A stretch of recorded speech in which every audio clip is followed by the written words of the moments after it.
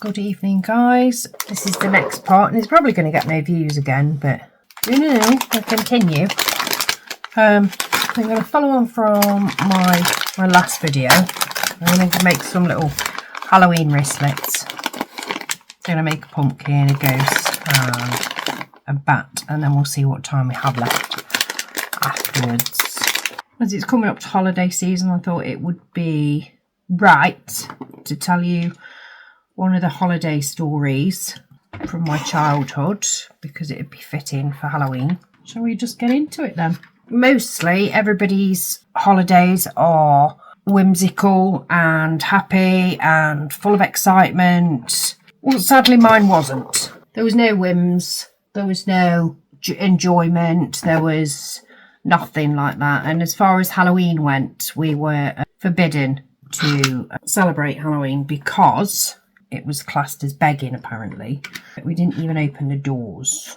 That was how bad that was. We weren't allowed sweets very often, unless my mum picked us up from school on a Friday, and we had sweets then. So it was like a end of the week treat, which is, to be fair, I don't think is like odd anyway. Any other time we wanted anything nice, there was always a price to pay. Every good memory was always followed by a bad one. So my stepfather would sit in the front room playing this damn guitar all the time and singing various different songs because he thought he had an amazing singing voice. He didn't at all, but you know. I actually hate listening to an acoustic guitar now, and harmonicas. I can't stand them either. It's just the noise that's just so triggering for me. Anyway, I'm getting a little off track now. I suppose this is stalling because this one's quite hard. Even though it's not a very long one, it is hard. So I'm not even sure how to start it at this point, but I'll do my best. My stepfather's thirst got worse as time got on, and the days and months felt like years. Every day was it was like a year. It just dragged all the time. It dragged so much. And the house was always dark. The curtains were always closed. Mum was always at work. He was always there. He did work nights sometimes, but he was always home by like 10 o'clock at night. Thankfully, I was already in bed then. Every day was long, and we dreaded it all the time, which is no way for kids to live. I wasn't allowed any friends outside of school. So it was a lonely old time, really. This one time, I decided to go and ask for a chocolate digestive. That's all it was. Just one, and obviously one for the others as well, because we weren't allowed them because they were the good ones. So we just sat in the front room like a fat slob as usual. So I hated asking him, but I went and asked anyway because, well, it was Halloween. It was nearly Halloween. Kids are meant to eat sweets and chocolate on that day, so why not? And to my amazement, he actually said yes. And I thought, oh my God, he must be in a good mood for a change, because he was always bitching and sniping about something, especially to my brother. I mean, his behaviour towards them just soured massively. So anyway, I digress. I went to ask. He said yes. I was so shocked that he said yes. Happy that he'd said yes as well, mind. Don't get me wrong. Anyway, I took 4, one for each of us.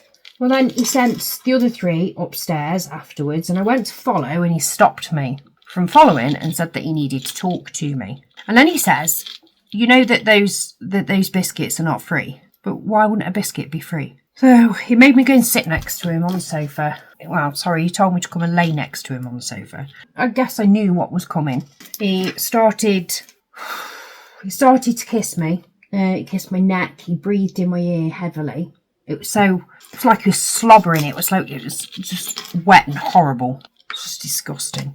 And the noise he was making, I'll never forget it. And then he started moving his hands all over my body from my chest, and he moved it down further and further. He then moved it further and further, and then this is the first time he did this, but he put his hand underneath my nightdress and inserted his fingers inside me, and it hurt. And I lay there with my back to him with silent tears just rolling down my face. What went through my head at the time was I didn't know what was going on. I didn't understand what was going on. I couldn't get my head round it. What had just happened, and what had he just done? difficult. And then after that, he sent me upstairs and told me to fetch my middle brother. But he did that quite regularly, but I didn't understand why. It will become clear later on. Whilst he was violating me, he kept saying to me, kept asking me if I liked it and how did it feel. He said, you know I love you. This must be our little secret. You're my special little girl. Which is what he kept saying to me. Sicko. So yeah, he sent me to bed after that, and after he'd sworn me to secrecy again. Because obviously it was going to hurt people, you know, and it was going to ruin his life. Should have opened my mouth sooner, basically. But, you know, it is what it is, and here we are now. Anyway, he told me to fetch my middle brother, which I did so. He went downstairs. He was down there for a while. But I was none the wiser at that point. Nobody was. Anyway, Halloween arrived and we turned all the lights off and the curtains were closed and everything. Sat in the dark on my ottoman in my room, watching out the window, all the kids all dressed up in their Halloween costumes. All having fun, right, and having a laugh and just being happy. Going to get their sweets that they were just doing once a year, like, what, just once? Why couldn't I join in? The only light that came through into my bedroom at that time was the street light from outside that lit up the entire room. But where we lived, it was never properly dark because it was a big city. So it's never properly dark in a big city, is it? I would just watch them. I was watching them for ages out there, just wishing I was part of it. That I wanted to be out there and I wanted to be trick-or-treating. And you know, I actually love Halloween now. I mean, it's like one of my favourite times a year. I'll go all out for all the kids on the estate. Anyway, he came into my room and fetched me, and he said, we've got a treat for you because you've missed out, and I can see how much you wanted to go and celebrate Halloween, but wasn't allowed. I thought, oh, wow, maybe he feels guilty. I don't even know why I even thought that, and how am I even that stupid? Maybe because I was 9 years old at the time. That's probably why I'm that stupid. So I got up and I followed him into my mother's room this time. And he closed the bedroom door behind us and he put something against the door. Everyone else was already downstairs. I'm not quite sure what they were doing, but they were downstairs. And I knew then there was no Halloween treats for us at all. I was there for only one reason and one reason only, because he was about to violate me again, because now he was doing it more frequently. It was daily he was doing something. He was the only one that was going to get some sort of treat, a sick one. Yeah. Anyway, there was this suitcase under my mum's bed, on his side of the bed, where he kept all of his porn and stuff. He didn't keep the porn in the suitcase because, you know what, there was a lot of that. So much of it. It's disgusting. So, and he opened the suitcase, and in the suitcase there was a load of women's clothes. I'd never seen my mum wearing them. In fact, I'd never seen anyone wearing them. They were quite large clothes, but they weren't my mum's style of clothes. Yeah, they weren't my mum's style. And then there were shoes in there that were way too big. Like for my mum, because she was like a size 7, and these shoes were at least a size 10, 11. So that was quite strange. Anyway, I was stood there. I could feel my skin going cold.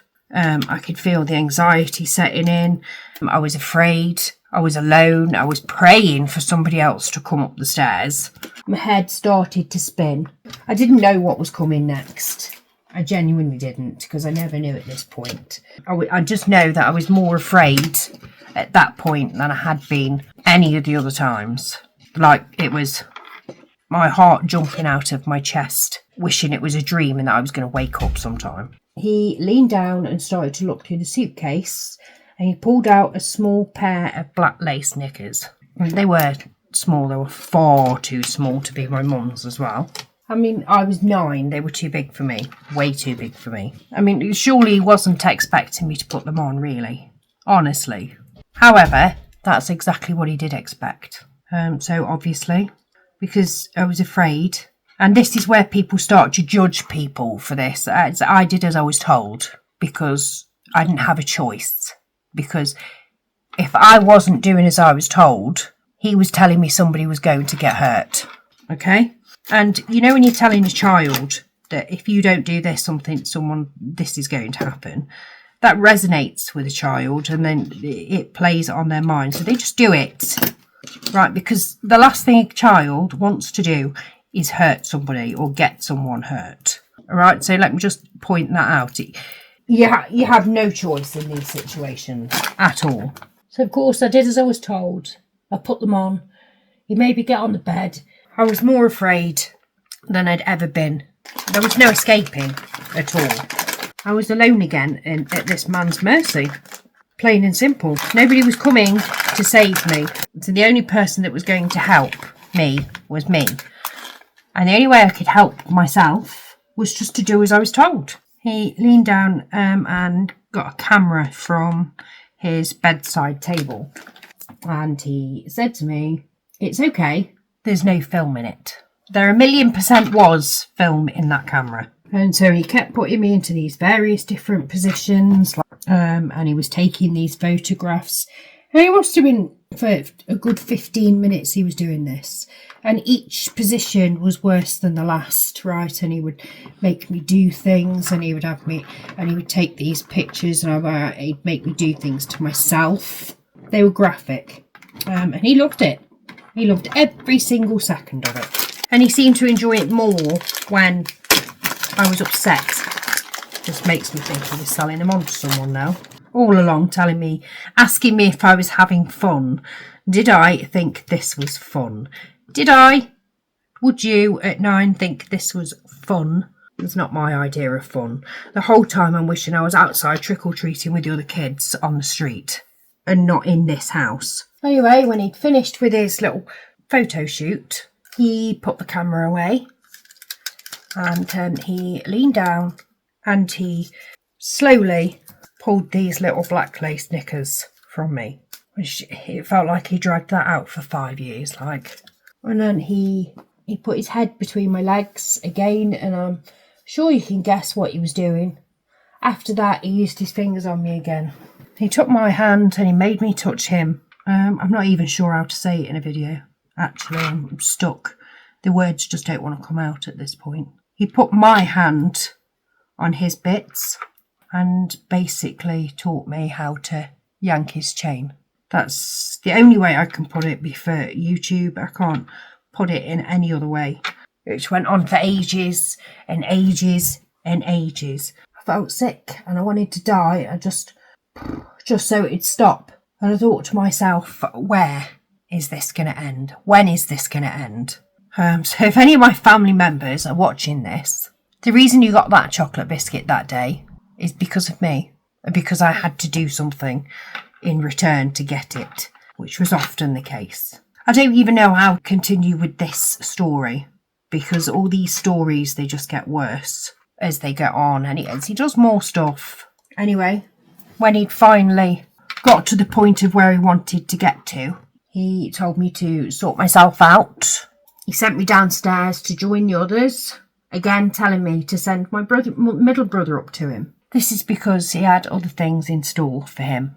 It was at this point I realised what he was doing to him as well. That's just basically, this video is just an example of some of the holidays, our holidays in our house. I genuinely don't advise watching these videos if you have a weak stomach. He was doing this to my brother as well. By this point, he'd been doing it to him for a while, a lot longer than what he'd been doing it to me. That Halloween, when I went downstairs to tell him that Dad wanted him, his face changed. And when he asked me, he says, "Did he say what he wanted?" And I said, "No." He was up there for a good while, a good half an hour up there, and nobody went to investigate. But I knew what was happening, but I couldn't do anything. That same evening, though, I did talk to him, my brother, and I told him what was happening. And that's when he told me it was happening to him too. So after then, he tried not to leave me alone with him. There was times it was just unavoidable because we'd get sent out of the room. He'd get sent out of the room. He'd get told to go and tidy his room, or he'd get told to go and make a drink. Sometimes everyone could be sat in the same room and this guy would be doing this to me. So I was in the brownies as well, in the church choir. Prayed every day that it would take me out of this, but he didn't. I learnt really quickly that you weren't going to get anything in that house unless you gave something in return. And that is pretty much how I lived most of my childhood. I was told lies. I was taught to lie. I was taught to be afraid all the time. And I was taught to keep secrets. Now, I don't know if anyone actually suspected a damn thing, but I'm pretty sure there was warning signs for all of this. Just nobody ever paid attention. So that is basically, it was Halloween when I was 9 years old that things started elevating, escalating, or however you even say it. And that's a true Halloween horror story. So if you want to hear more, if you think you can stomach hearing more, then please do like, share, subscribe, follow, click the buttons, have the bell notification on so you know when the next one's up. So here we are. This is what we've made during this video. These will all be in my shop as of tomorrow. If you would like to grab yours, special for Halloween, because after Halloween they'll be gone. There's many more items on there. And again, I thank you all for listening. And if you've made it through the entire video, thank you so much for that. I really do appreciate it. And I understand that it is so hard for people to listen to. Good night. God bless. Love you all. See you in the next one. Bye.